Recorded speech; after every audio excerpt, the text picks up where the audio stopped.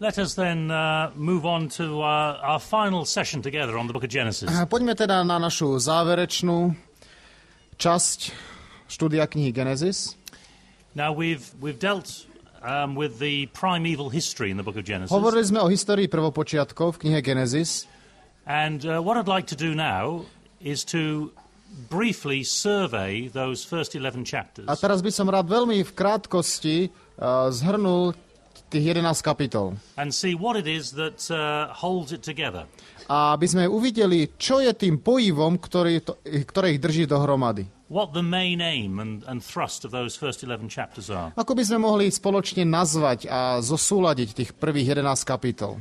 And I'll try to do this as briefly as possible so that we can maybe answer the remaining questions before we conclude. Spravím to v čo najkratšom čase, aby sme potom mohli tie zostávajúce otázky odpovedať. But I think that the major message of chapters 1 to 11 základné posolstvo prvých 11 kapitol works at two levels in chapters 1 to 11. Funguje na dvoch princípoch, dvoch úrovniach. Now, if we can just recall in our mind's eye the structure of the first chapter of Genesis. Ak by sme si mohli predstaviť našimi vnútornými očami štruktúru prvej kapitoly knihy Genesis. You remember where we began with tohu and bohu? Spomenuli by sme si, že začali sme z tohu a bohu. And then we have the next 3 days. Potom boli ďalšie 3 dni, balanced by the next 3 days. Ktoré boli vyvážené ďalšími 3 dňami. And then finally we have the 7th day. A napokon bol predstavený 7. deň na konci. From the creation story we saw that God brings order out of chaos. Z príbehu od stvorení vidíme, že Pán Boh vnesie zákonitosť do chaosu. That he is a God of order. Že on je Bohom poriadku. And that idea was repeated in the structure of the flood story. Táto myšlienka bola tiež ústredná i v príbehu o potope. This was the chiasm. Toto je chiasmus. Pamätáte si? The flood story arranged like this shape, like this, in a chiasm where the second half of the story repeats the first half. Kde prvá časť príbehu, prvá polovica príbehu je potom zrkadlovo odzrkadlená v druhej polovici. And there once again we saw a movement from order to chaos. And then from chaos back to order. A potom znovu sme videli ten pohyb od usporiadania k chaosu a späť od chaosu k usporiadaniu. And in the middle of that the statement that God saves a v prostriedku out of chaos. Potopy bol ten výrok, Pán Boh zachraňuje z chaosu. But those two stories of creation and the flood. Ale tieto dve príbehy, príbeh potopy a príbeh stvorenia, are concerned with physical chaos. Sa týkajú hmotného chaosu a hmotného usporiadania. But running throughout the first 11 chapters of Genesis is another theme. Ale to, čo predkáva prvých 11 kapitol Genesis, je ešte jedna vec. Not physical order and physical chaos. Teda nie akési hmotné usporiadanie a hmotný chaos, but moral and spiritual order and chaos. Ale je to morálny a duchovný chaos a poriadok. And let's see how briefly this runs through those first 11 chapters. Pozrime sa v krátkosti, ako sa to nachádza v tých 11 kapitolách. Look first of all at chapter 3 and verse 12. Najskôr sa pozrieme na 12. verš 3. kapitoly. This is where Adam responds to God's question. Kde Adam odpovedá na Božiu otázku. And Adam responds, "The woman you gave to be with me." Slovami: žena, ktorú si mi ty dal, aby bola so mnou. This sums up the movement towards moral and spiritual chaos. Toto ako keby naznačovalo pohyb k morálnemu a duchovnému chaosu. The man's relationship with his wife is clearly ruined. Je jasné, že je narušený vzťah muža a jeho manželky. And also his relationship with God. Ale je narušený aj jeho vzťah s Bohom. We move on to the next chapter. Potom ideme na ďalšiu kapitolu. To the story of Cain and Abel. Kde je príbeh Kaina a Abela. And there we read that Cain killed his brother Abel. Tam sa dočítame, že Kain zabil svojho brata Abela. Adam simply blamed his wife and God. Adam len zašiel tak ďaleko, že hádzal vinu na ženu svoju a na Boha. But Cain murders his brother. Ale Kain ide ďalej a svojho brata zabije. And is arrogant towards God. A naviac voči Bohu je drzý. And then in verse 16 of that chapter. A potom v 16. verši tej istej kapitoly. He ends up in the land of Nod. Kain končí v zemi Nóda. The land of wandering. Teda v zemi tuláctva. Aimlessness. Bez smernosti, bez cielnosti. Chaos. Chaosu. Cain has sunk to a level of moral and spiritual chaos in the land of nod, of wandering and restlessness. Kain klesol na úroveň duchovnej bezcielnosti, na úroveň duchovného chaosu v zemi Nóda. And then at the end of that chapter, a potom na konci tejto kapitoly we meet Lamech. Sa stretávame s Lámechom. Now Lamech is even worse than Cain. Lámech to je ešte niečo horšie ako Kain. Chapter 4, verse 24. 24. verš. If Cain is avenged sevenfold, lebo vraj 7 raz má byť pomstený Kain. Truly Lamech 77-fold. Ale pre Lámecha bude pomstené 77 raz. So Lamech is saying that he is far worse than Cain. Lámech hovorí, no ja som oveľa horší ako Kain. So we're heading further and further towards absolute moral and spiritual chaos. Znovu sa dostávame bližšie a bližšie k absolútnemu morálnemu a duchovnému chaosu. And then we actually reach it in chapter 6. A dosiahneme ho v 6. kapitole. 5. verš hovorí: A Hospodin videl, že sa množí zlosť človeka na zemi a že všetko, čokoľvek vytvoria myšlienky jeho srdca, je len zlé po všetky dni. So here we have most of humanity have sunk into moral and spiritual chaos. Tu vidíme, že väčšina ľudstva klesla na úroveň duchovného a morálneho chaosu. And then, of course, we have the flood story that we looked at. A potom nasleduje príbeh potopy, o ktorom sme sa zmieňovali. And then in the final story of the primeval history, a potom posledný príbeh v histórii prvopočiatkov, in chapter 11 we come to the story of Babel. V 11. kapitole je príbeh o babylonskej veži. Now we've already discussed how the people of Babel reject God's will for them. Už sme spomínali skutočnosť, že ľudia Babylona zavrhli Božiu vôľu pre ich život. And that results in their being called in verse 9, chapter 11 verse 9, being called Babel. A následok toho je, že je im dané meno Bábel v 9. verši. Now what does Babel mean? Čo znamená meno Bábel? Confusion, yes. Or if we use another word that we've been using up to this point, not just confusion.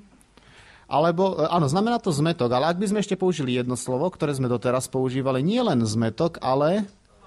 Chaos. That's right. Chaos. This is the story of the Tower of Chaos. Áno, toto je príbeh, ktorý hovorí o veži chaosu. So we've here got a descent into moral and spiritual chaos. Tu vidíme, že ľudia sa znížia, klesnú do morálneho a duchovného chaosu. A Boh zostúpi, aby videl, ako ten chaos vyzerá. So the primeval history, the first 11 chapters of Genesis. Takže dejiny prvopočiatkov, prvých 11 kapitol knihy Genesis begins with chaos. Začínajú chaosom, and it ends with chaos. Ale aj končia chaosom. The whole of this first block of the Bible is encompassed by chaos. Tá celistvosť týchto prvých 11 kapitol, ako keby začína a končí, je obalená chaosom. It begins with tohu and bohu. Začína tohu a bohu in chapter 1. V prvej kapitole. And it concludes with Babel. A vrcholí Bábelom. In chapter 11. V 11. kapitole. But there's a significant difference. Ale je tam jeden významný rozdiel. In chapter 1. Zatiaľ čo v prvej kapitole the tohu and bohu tohu a bohu is just physical chaos. Je len hmotný chaos. Nothing more than that. Nič viac. But in chapter 11, tak v 11. kapitole Babel is moral and spiritual chaos. Bábel predstavuje viac morálny a duchovný chaos. In chapter 1, God brought physical order out of physical chaos just by speaking. V prvej kapitole Boh nastolil hmotný poriadok z hmotného chaosu tak, že mu stačilo len prehovoriť. It was effortless. Bolo to beznámahové. But how is God going to bring moral and spiritual order out of moral and spiritual chaos? Ale ako Boh nastolí morálny a duchovný poriadok z morálneho a duchovného chaosu? Is that going to be effortless? Aj to bude beznámahové? Or is this going to be far more difficult? Alebo to bude oveľa ťažšie? Well, clearly, as we read the rest of the Bible, it becomes much more difficult. Je jasné, že keď čítame ostatné časti Biblie, je to ťažšie. And if we just take the time briefly to have a look at the beginning of Genesis chapter 12, Ak by sme sa v krátkosti len pozreli na začiatok 12. kapitoly, we get a sense of how the problems of the primeval history are going to be solved. Uvidíme, akým spôsobom sa vyriešia v konečnom dôsledku problémy histórie prvopočiatkov. God calls Abraham. Boh povoláva Abraháma. He says, go from your country, go to the land that I show you. Hovorí mu, vyjdi zo svojej zeme a choď do zeme, ktorú ti ukážem. I'll make of you a great nation. Spravím z teba veľký národ. I'll bless you. Požehnám ťa. And so on. A tak ďalej. But at the end of verse 3, a na konci 3. veršu God tells Abraham, Boh hovorí Abrahámovi, in you all the families of the earth shall be blessed. A požehnám tých, ktorí ťa žehnajú a budú požehnané v tebe všetky čeladi zeme.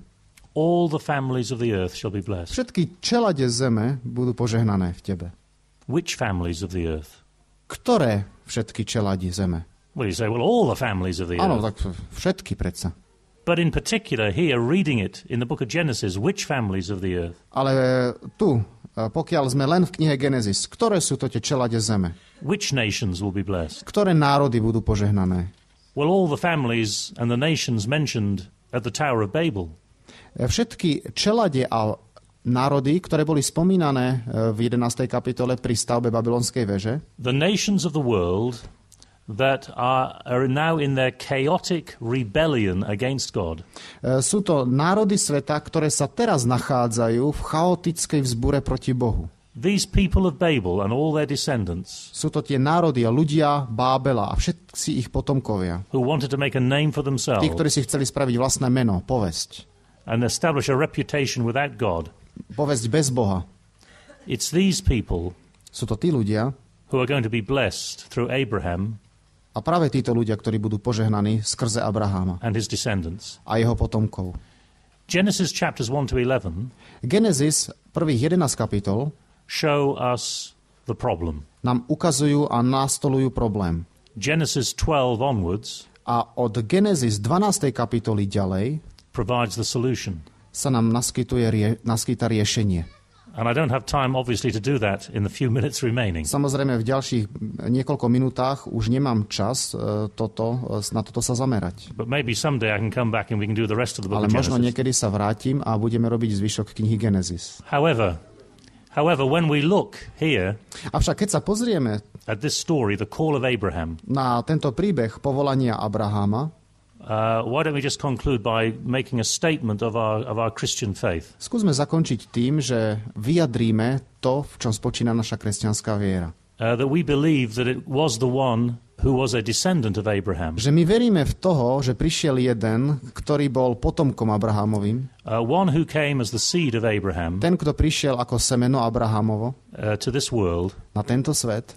And who died for our sins. A kto zomrel za naše hriechy. Who took upon himself the chaos of our sin. Kto na seba vzal ten chaos našeho hriechu. Who took upon himself the chaos of this world. Kto na seba vzal chaos tohoto sveta. In order that we might have peace and rest with God. Aby my sme mali pokoj s Bohom. As the Apostle Paul says in Romans 5 and verse 1. Tak ako apoštol Pavel hovorí u Rímanom 5:1. Now that we have been justified by faith. Teraz, keď sme boli ospravedlnení vierou, we have peace with God. Máme pokoj s Bohom. We have peace with God. Máme pokoj s Bohom. Through our Lord Jesus Christ. Prostredníctvom nášho Pána Ježiša Krista.